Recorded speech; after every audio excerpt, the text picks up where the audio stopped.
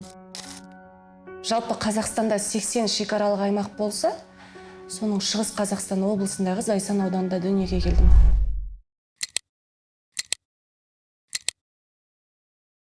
Көп қиялға беріліп өскен бала болдым деп айтуға болады. Бірақ ол, білесіздер, шекаралық аймақта ондай арманды жүзеге асыру мүмкін емес, мүмкін болмады. Үнемі сондай адамдарды жиі кездестіремін. Өзінің шекарасы бар сызылған, ол шекарадан аспайды. Қорқады, қорқыныш бар, ол шекараны бұзып өтіңіз. Сіз осы уақытта қоғамға бір үлесіңізді, пайдаңызды тигізіп үлгеруіңіз керексіз. Енді арқалықта, мысалы, мектепке барам, келем, күнделікті өмір сол қанатында.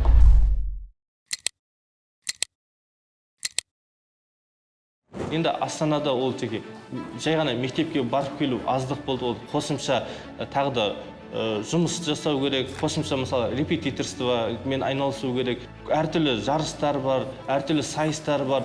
Солардың барлығына өзімнің бағымды сынап, Астана қаласында Асқарбек деген математик бар екенін өзім көрсеткім келді. Мен Маңғыстау облысы Жаңаөзен қаласының тумасымын.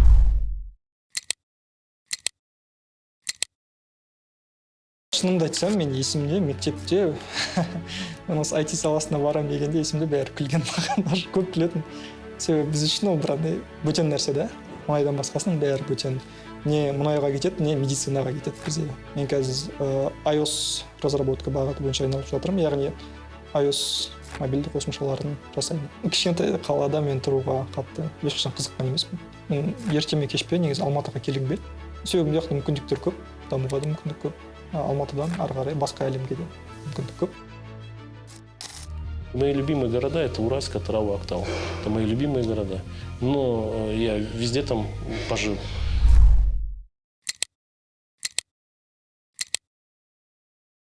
Но я всегда знал, что это временный этап. То есть я люблю эти города, уважаю, но я всегда знал, что я буду жить в большом городе. Большие города, они подразумевают большие возможности. Әрине, адамның өзінің талпынысы өте маңызды.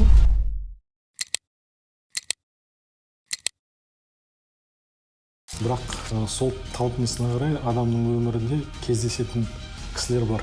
Сол кісілер әрі қарай сенің карьераңды, тағдырыңды шешіп беруге көмектеседі. Менің ойымша, оның барлығы кездейсоқ нәрсе емес. Мен әйелімде Қызылорданікі ғой. Бірақ Санкт-Петербургқа барып таныстық. Кезінде бір көшеде тұрған екенбіз. Мен мектепке барған кезде сол әйелімнің тұрған көшесімен жаяу жүретін. Санкт-Петербургқа барып таныстық. Менің ойымша, ол тағдыр. Мен осындай шеткі ауылдан дүниеге келдім. Мен әрі қарай өсуіме мүмкіндік жоқ деп ешқашан ойламаңыздар. Әрбір жасайтын нәрсеңіз тек сізге байланысты.